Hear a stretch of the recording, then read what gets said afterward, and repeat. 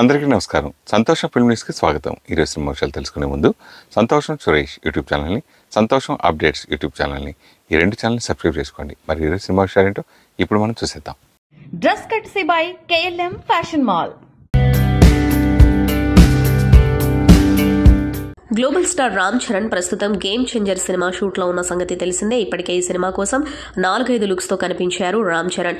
ఎప్పటికప్పుడు కొత్త hair style, కొత్త లుక్ తో కనపడి అభిమానులని మెప్పిస్తున్నాడు చరణ్. తాజాగా రామ్ చరణ్ మరో కొత్త హెయిర్ స్టైల్, కొత్త లుక్స్ తో కనిపించి ఆశ్చర్యపరుస్తున్నాడు. ప్రముఖ celebrity hair stylist Aalim Hakim regular గా టాలీవుడ్, బాలీవుడ్ సెలబ్రిటీలకు కొత్త హెయిర్ స్టైల్స్ చేస్తాడని తెలిసిందే.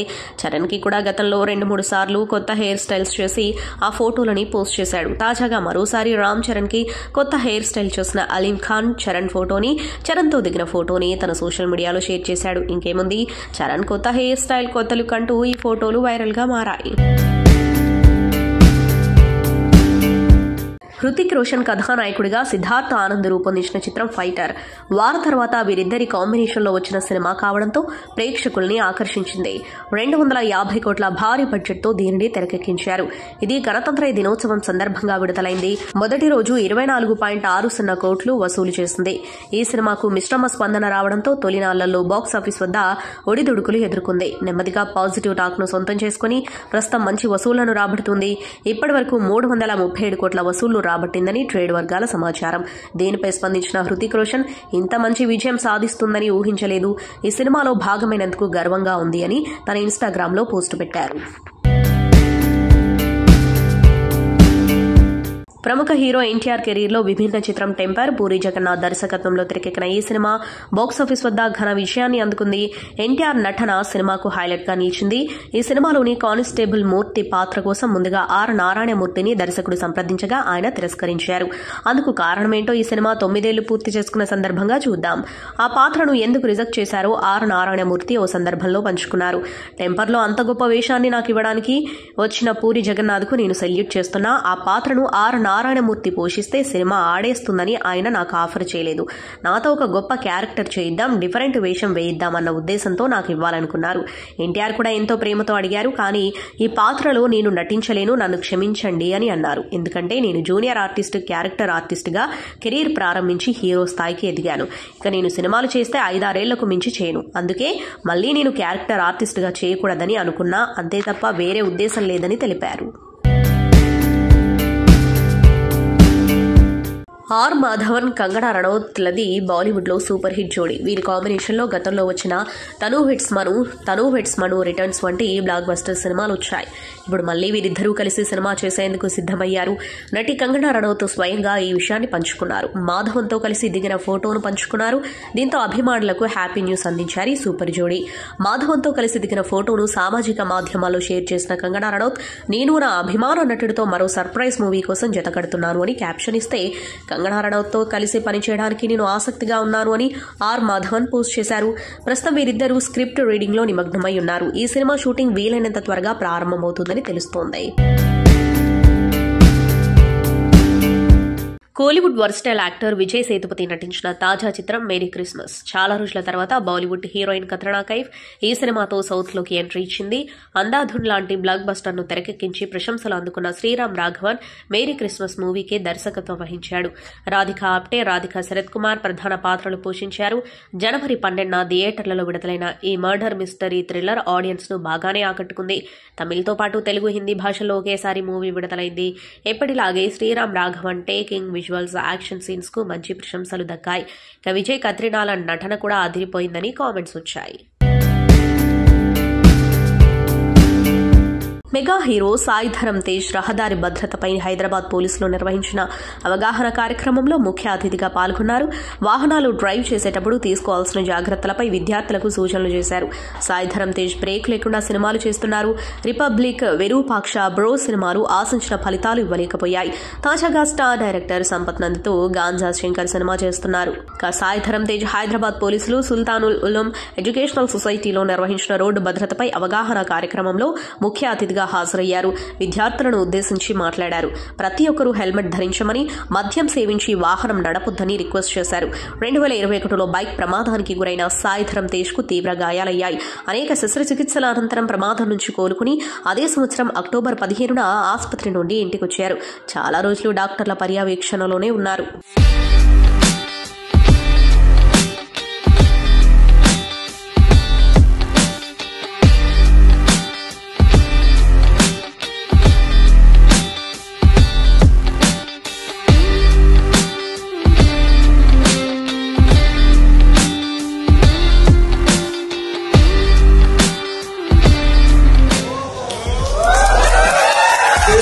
The very reason why I am alive and I survived the accident. Me parents కానీ మీ ఫ్రెండ్స్ కానీ మీలాగా ఇంకెవరు లేరు, మీరు మటుకే ఉంటారు. I want you guys to be safe and be making sure that you guys follow traffic rules.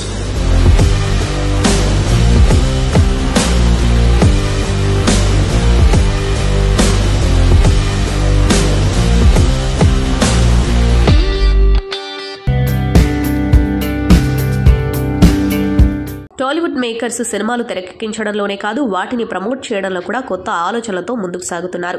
సినిమాలో concepts కంటే promotional concepts తోనే ఆడియన్స్ ని ఎక్కువ ఆకర్షిస్తున్నారు. ఓ టాలీవుడ్ దర్శకుడు తన కొత్త సినిమా కోసం చేస్తున్న ప్రమోషన్స్ అందరి దృష్టిని ఆకర్షిస్తుంది. కిడ్నాప్ చేయడం ఒక ఆర్ట్, కిడ్నాప్ చేసేందుకు కొందరు మనుషులు కావాలంటూ పేపర్ ప్రకటన ఇస్తున్నారు.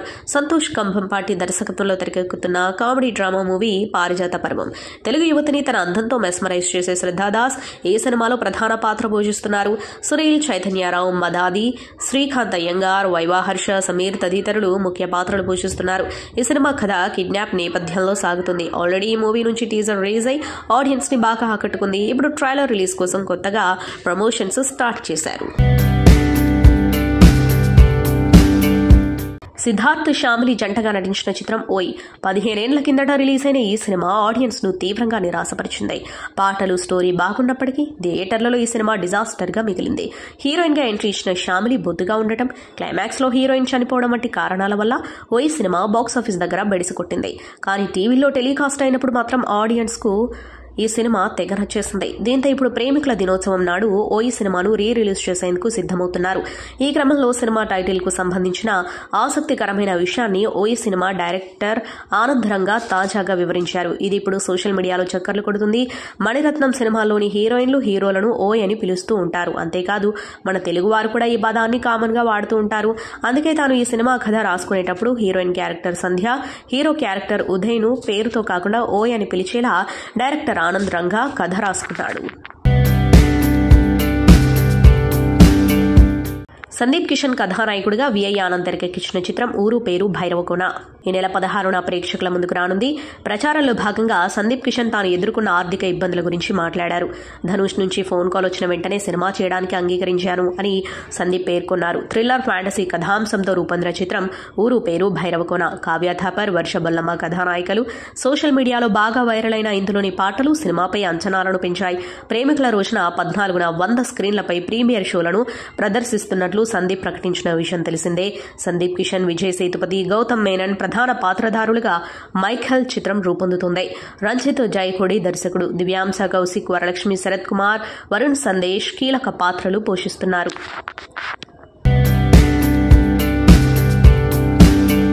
పవన్ కళ్యాణ్ కు ఉన్న క్రేజ్ గురించి ప్రత్యేకంగా చెప్పాల్సిన అవసరం లేదు. పవన్ కు ఇండియా వైడ్ గానే కాదు, వరల్డ్ వైడ్ గా కూడా ఫ్యాన్ ఫాలోయింగ్ ఉంది. ప్రస్తుతం పవన్ ఓవైపు సినిమాలు చేస్తూ మరోవైపు రాజకీయాలతో ఫుల్ బిజీగా ఉన్నారు. ఇదిలా ఉంటే పవర్ స్టార్ పవన్ కళ్యాణ్ వారసుడు అఖీరానందన్ ఇండస్ట్రీకి ఎప్పుడు వస్తారని ఆయన ఫ్యాన్స్ అంతా ఈగర్గా ఎదురు చూస్తున్నారు. అఖీరా ఇప్పుడు హీరో లుక్ లోకి మారిపోయాడు. అఖీరా ఎప్పుడు సినిమా చేస్తాడా అని 1000 కళ్లతో ఎదురు చూస్తున్నారు ఫ్యాన్స్. అయితే అఖీరాకు నటన మీద కంటే డైరెక్షన్ మీద ఎక్కువ ఇంట్రెస్ట్ అంటూ గతంలో రేణు దేశాయ్ చేసిన కామెంట్స్ ఇప్పుడు వైరల్ గా మారాయి. అయితే మెగా ఫ్యామిలీ ఫంక్షన్స్ లో అఖీరానందన్ ను చూసిన ఫ్యాన్స్ తెగ ఖుషి అవుతున్నారు. అతను హీరోగా అవ్వాలని కోరుకుంటున్నారు ఫ్యాన్స్. ఇటీవలే మెగా ప్రిన్స్ వరుణ్ తేజ్ పెళ్లిలోనూ అఖీరానందన్ కనిపించారు. తాజాగా వరుణ్ తేజ్ ఓ కాలేజ్ కు తన సినిమా ప్రమోషన్స్ కెళ్లాడు. అక్కడ స్టూడెంట్స్ అఖీరా గురించి వరుణ్ ను ప్రశ్నించారు. మీకు పవన్ కళ్యాణ్కున్న బాండింగ్ అలాగే మీ బ్రదర్ అకీరాతో మీకున్న బాండింగ్ ఎలా ఉంటుంది అని అడిగారు. దానికి వరుణ్ స్పందిస్తూ, నా తమ్ముడితో నేను బాగుంటాను, నా చెల్లితో నేను బాగుంటాను అని ఎవరూ చెప్పుకోరు, కానీ అకీరా నా లిటిల్ బ్రదర్, మా మధ్య గొప్ప బంధం ఉంది అన్నారు వరుణ్.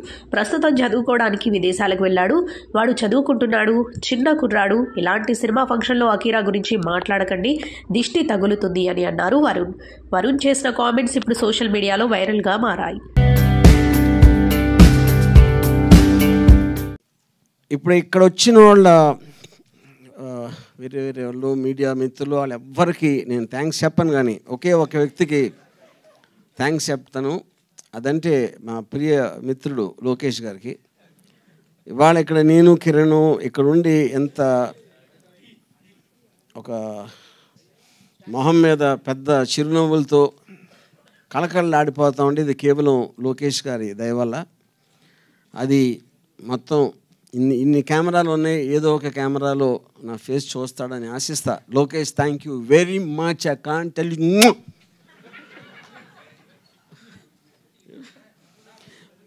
ఇప్పుడు ఎందుకు చేస్తున్నానంటే అది యాక్చువల్గా నాకు ఒక విధంగా నవ్వాలి ఆడవాళ్ళది తెలియట్లేదు. ఎందుకంటే దాని క్వశ్చన్ ఇప్పుడు ఓకే, మేము ఎప్పుడో నేను కిరణ్ గారు ఒక పర్టికులర్ టైంలో రిలీజ్ చేద్దాం అనుకున్నాం సినిమా.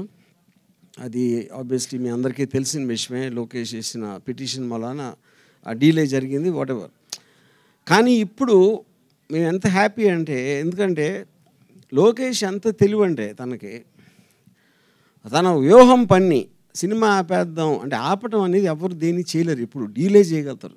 ఏ సినిమాని ఇంతవరకు ప్రపంచ చరిత్రలో ఎప్పుడు డీలే చేస్తారు, కానీ ఆపటం అనేది జరగదు. తను ఏం చేశాడంటే ఆ టైంలో రిలీజ్ అయి ఉంటే డిసెంబర్లో ఎప్పుడో ఈ పార్టీకి మర్చిపోయేవారు. దాన్ని తనే లాగి ఎలక్షన్ దగ్గర తీసుకొచ్చాడు. అది తన గ్రేట్ తెలివి. ఈ సందర్భంగా ఆయన ఫాదర్ చంద్రబాబు నాయుడు కంగ్రాచులేషన్ చెప్తున్నాను. ప్రత్యేకంగా థ్యాంక్స్ చెప్పారు. ఫర్ డిలే చేసి సినిమాని ఎలక్షన్స్ ముందుకు తేవటం వల్ల ఇంకా మాకు బెటర్ అయిందని అన్నారు. అలాగే సీన్స్ వైజ్గా సెన్సార్ వాళ్ళు కట్ చేసినటువంటి సీన్స్ ఏంటి, ఆ సీన్స్ వల్ల మీరు లాస్ అయింది ఏంటి, లేకపోతే గెయిన్ అయింది ఏంటి, ఇంకా బెటర్ అయింది ఏంటి? ఇప్పుడు బేసిక్గా ఇప్పుడు సెన్సార్ అనేది it kind of an outdated system అని. ఎందుకంటే ఏది తీసినా కూడా అందరికీ అన్ని చోట్ల వస్తాయి. ఉట్టి థియేటర్లో చూడటం అనేది కాదు కదా పాయింట్. ప్రపంచంలో ఎక్కడ ఎవరు ఏ సినిమా తీసినా చూడాలంటే ఫుల్ వర్షన్ దొరుకుతుంది. అది ఏదో యాక్ట్ ఉంది కాబట్టి వాళ్ళు దే డూ దేర్ జాబ్, దాన్ని నేను తప్పట్టట్లేదు. కానీ వాళ్ళు చేసిన కట్స్ వాట్ ఎవర్ అయితే దాని మొలాన సినిమా ఎఫెక్ట్ అనేది ఏమీ తగ్గదు. అసలు ఏమేమి కట్ చేశారు, వాళ్ళు చెప్పిన అభ్యంతరాల పట్ల మీకున్నటువంటి ఇదేంటి? అది ఓకే, మీ సినిమా ఫస్ట్ మీరు అనుకున్నటువంటి ఒక ఇమోషనల్ కంటెంట్ అనేటువంటిది ఏం మిస్ అవ్వలేదు అనేది ఉందా? 100%. లోకేష్ మీద ఒట్టు. ఎందుకు లోకేష్నే టార్గెట్ చేస్తున్నారు? కానీ ఆయన మమ్మల్ని టార్గెట్ చేశాడు కాబట్టి అంతే కదా. ఇప్పుడు ఎవరు మన మీదకి వస్తే మనం వాళ్ళ మీదకి వెళ్తాం కదా. డిఫరెంట్ పర్సన్స్ ఎవరు దానికి వాళ్ళ యొక్క అభిప్రాయాలకి వ్యతిరేకంగా వాళ్ళు ఫీల్ అయి ఉండొచ్చు, ఏదైనా ఇన్సెక్యూరిటీ ఫీల్ అయి ఉండొచ్చు. కారణాలు ఏమైనా కానీ దాన్ని అడ్డుకోవడానికి ప్రత్యక్షంగా తెలుగుదేశం పార్టీయే రోడ్డు మీదకి వచ్చి లోకేష్ గారు రిప్రజెంటేటివ్ జనరల్ సెక్రటరీయే సినిమాని ఆపమని సెన్సార్ బోర్డుకి తను పర్సనల్గా సిబిఎఫ్సి ముంబైకి స్టేట్ రీజనల్ ఆఫీసర్కి అప్లై చేయడం జరిగింది. అది తన కంప్లైంట్. ప్లస్ సిటీ సివిల్ కోర్టులో సినిమా మీద ఓటీటీ మీద స్టే తీసుకుని ఇచ్చారు. తను ఒక 3 సార్లు ముఖ్యమంత్రి చేసిన కొడుకు ఇలా నడి రోడ్డుకి వచ్చి ఒక సినిమాని ఆపటానికి ప్రయత్నం చేశాడంటే తనకి శక్తి వంచన లేకుండా ఎక్స్ట్రాడినరీ అడ్వకేట్లను పెట్టి, హైలీ పేమెంట్ ఉన్న అడ్వకేట్లను పెట్టి ఒక 3.5 నెలల పాటు అదే పనిగా రాష్ట్ర రాజకీయాలను పక్కన పెట్టి రేపు ఎలక్షన్లో ఏం చేయాలా, క్యాండిడేట్లు ఎవడ పెట్టాలా, ఎవరితో ప్రయాణం చేయాలా అనే విషయాలను పక్కన పెట్టి ఈ సినిమాని ఆపటమే తన జీవితాశయంగా తను ఎంచుకున్నాడు. అది తను తీసుకున్న ఈ 3 నెలలుగా తన డ్యూటీ తెలుగుదేశం పార్టీ తరఫున. దానిలో ధర్మం అంటే ఒకటి ఉంది. కొంచెం లేట్ అయినా కానీ ధర్మం గెలిచింది. న్యాయస్థానాలన్నీ కూడా కింద కోర్టులు, కింద 2 సిటీ సివిల్ కోర్టు అవనేయండి, సింగిల్ బెంచ్ అవనేయండి, చివరికి డివిజన్ బెంచ్కి వచ్చిన చీఫ్ జస్టిస్ గారి ఇన్స్ట్రక్షన్స్ ప్రకారం గౌరవనీయులు ఒక ధర్మంగా తీర్పిచ్చారని చెప్పి నేను మనస్ఫూర్తిగా ఈరోజు మీడియా ముఖంగా తెలియజేసుకుంటున్నాను. ఎందుకంటే ప్రజాస్వామ్యంలో ఎవరికైనా కానీ ఆర్టికల్ 19 ప్రకారం భావ ప్రకటన స్వేచ్ఛ ఉంది. మా అభిప్రాయాల్ని మేము ఎలా అయినా చెప్పుకోవచ్చు, అది ఒకరికి ఇబ్బంది లేకుండా తెలియజేయాలనే ఒక ఉద్దేశంలో. దాంట్లో 100కి 100 మందికి దాంట్లో నచ్చాలని లేదు. కొంతమంది వాళ్ళకి అది ఇబ్బందిగా ఫీల్ అవ్వచ్చు, కొంతమంది దాన్ని అనుకూలంగా తీసుకోవచ్చు. అది మనకి పబ్లిక్ డొమైన్లో రాజ్యాంగం ఇచ్చిన హక్కు. ఆ హక్కుని ఉపయోగించుకున్నాడు, చేశారు అని చెప్పి మంచి జడ్జిమెంట్ ఇచ్చారు. అల్టిమేట్గా ఏమైంది, ధర్మం గెలిచింది. ఈరోజు రిలీజ్కి రాబోతుంది భగవంతుడి ఆశీస్సులతో.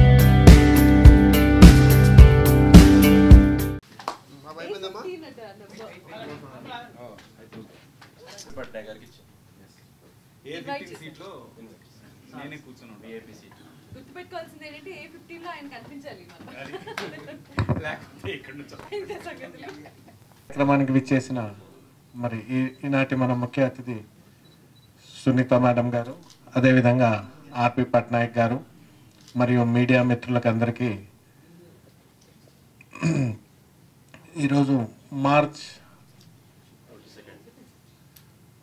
22 రోజు ఈవినింగ్ శిల్పకళా వేదికలో మరి మరొక్కసారి మన హైదరాబాద్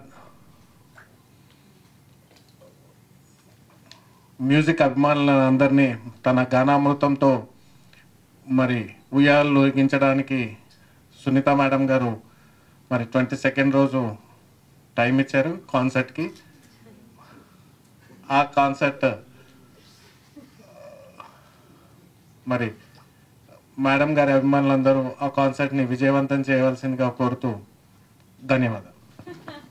ఇంతకుముందు సేమ్ అదే ప్లేస్లో సునీత కాన్సర్ట్ జరిగింది. అప్పుడు చాలామంది ఇంకా ఉంటే బాగుండండి అన్నారు.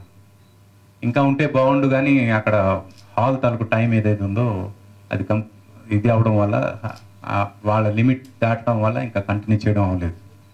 కానీ ఆ నిరాశ ఏదైతే జనంలో ఉందో మళ్ళీ కంటిన్యూ చేయడం కోసం కొంచెం గ్యాప్ తీసుకుని మళ్ళీ ఒక గ్రాండ్ షో చేయాలి అనే ప్లాన్ చేసిన మా కౌశిక్ అండ్ టీమ్కి ముందుగా అభినందిస్తున్నా. ఎందుకంటే ఆ నిరాశలో ఉన్న వాళ్ళు నేను ఒకడిని. ఆ రోజు నాతో పాటు ఆ రోజు సర్ప్రైజింగ్ గెస్ట్స్గా బాలు గారు వచ్చారు, చిత్ర మేడం వచ్చారు. వీళ్ళందరూ సమక్షంలో చాలా అద్భుతంగా జరిగిన ఆ షో ఎప్పటికీ మర్చిపోలేము.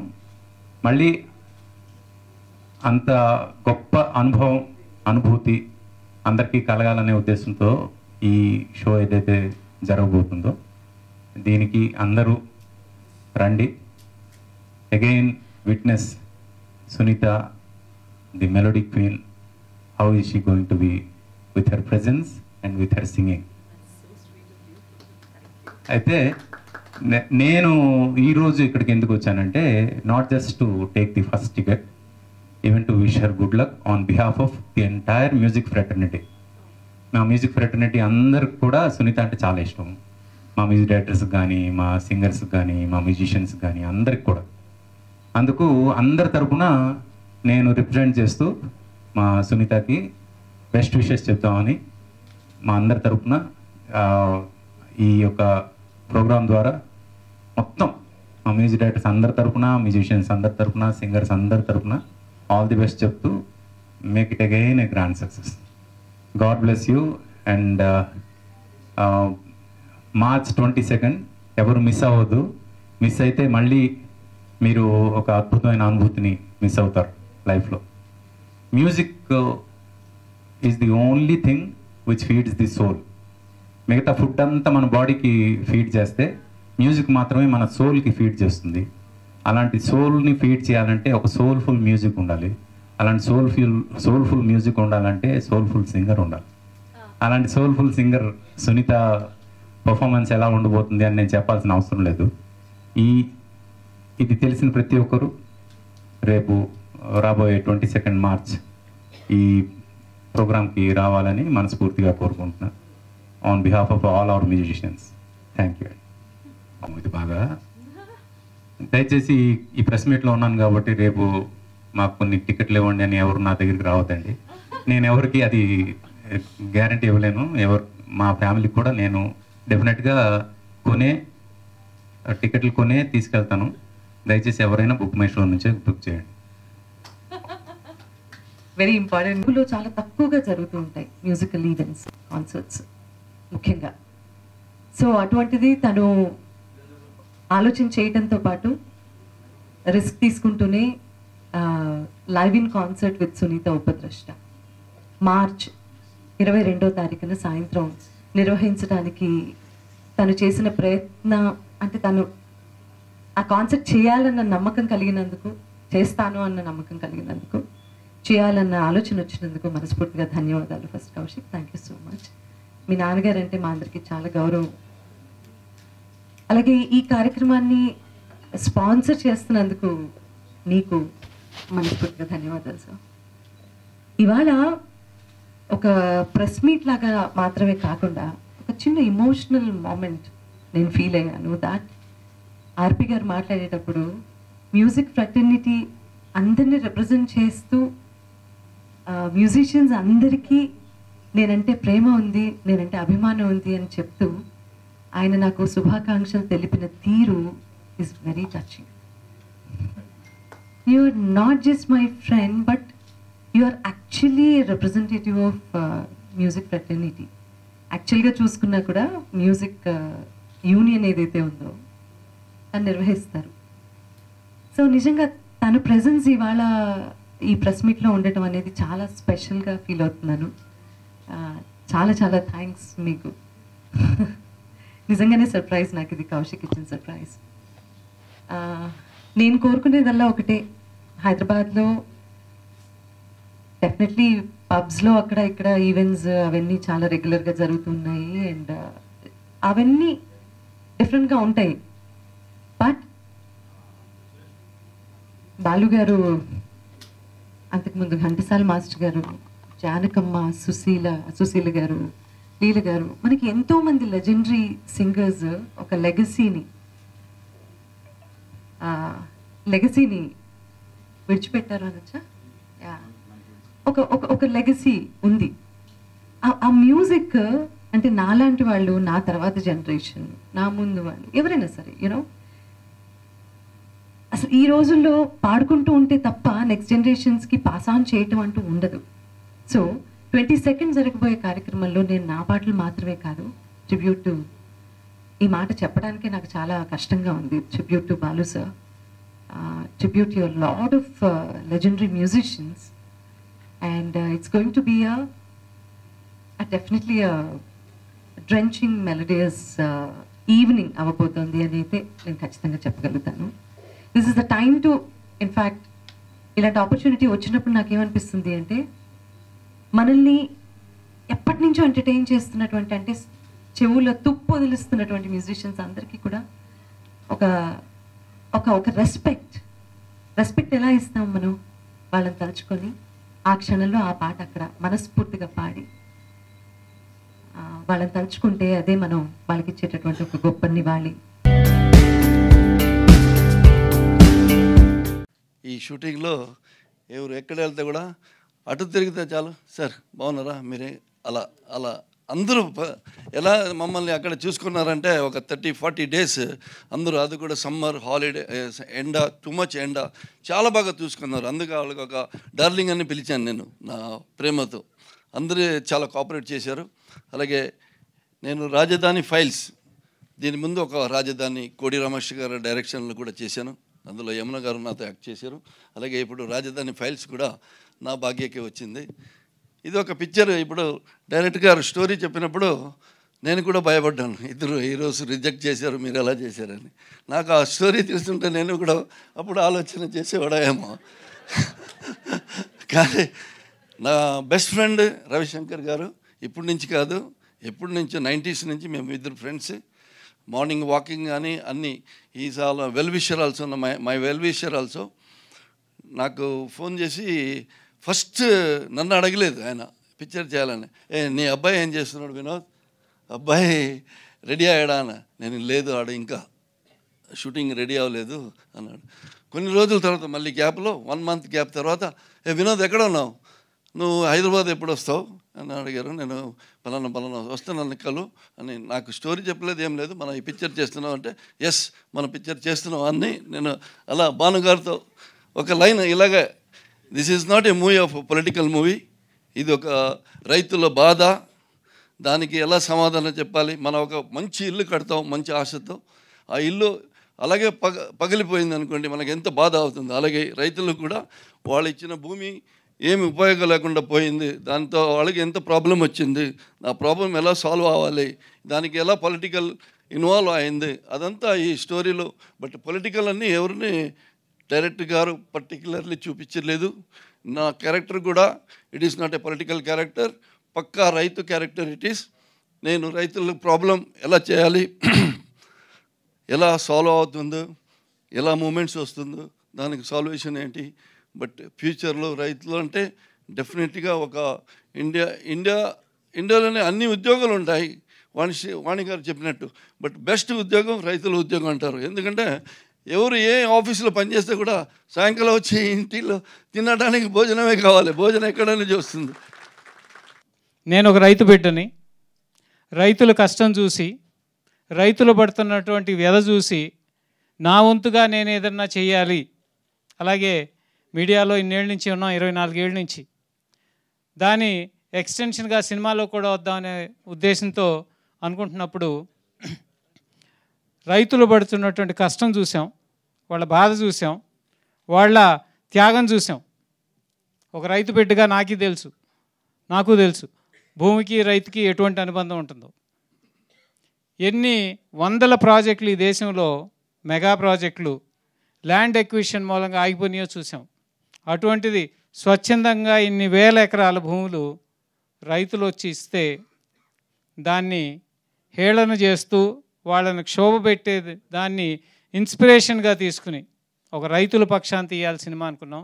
ఏ పార్టీ తరపున, ఏ పార్టీకి వ్యతిరేకంగా తీయలేదు. అక్కడ మాకు కనిపించిందల్లా రైతు కళ్ళల్లో కన్నీళ్ళు. ఆ కన్నీళ్ళుకి సమాధానంగా, కన్నీళ్లు తుడిచే విధంగా మన సమాజాన్ని చైతన్యపరచాలనే ఉద్దేశంతో ఒక సామాజిక బాధ్యతగా నేను ఈ సినిమా తీయించాం.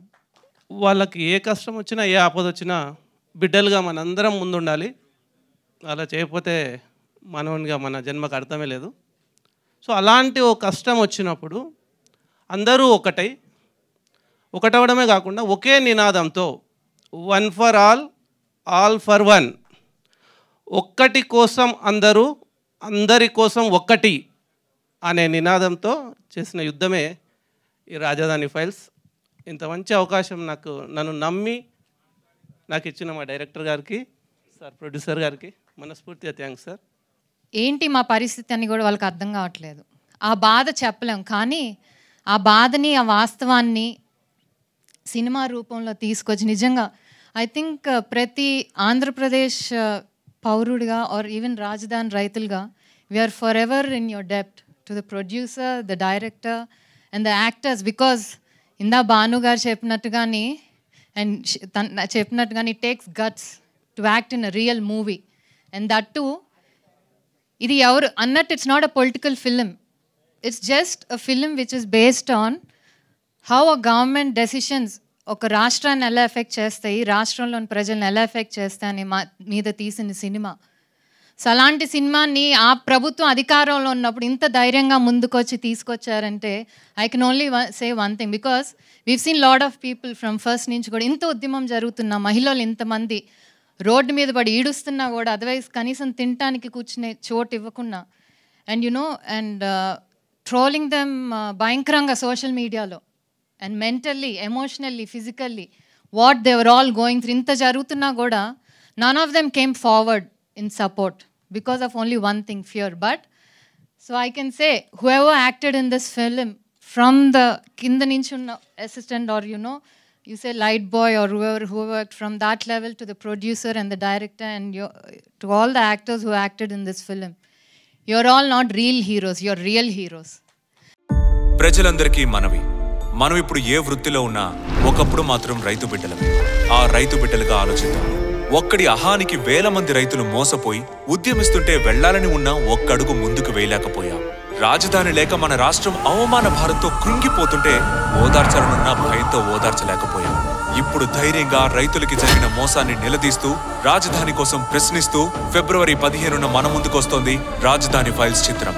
కనీసం ఇప్పుడైనా థియేటర్కి వెళ్లి త్యాగమూర్తులైన రైతులకి సంఘీభావం ప్రకటిద్దాం, రాష్ట్రానికి రాజధానిని సాధిద్దాం. రైతులారా ఏకం కండి, మన చిత్రాన్ని విజయవంతం చేయండి. ఇట్లు మీ రైతు బిడ్డ.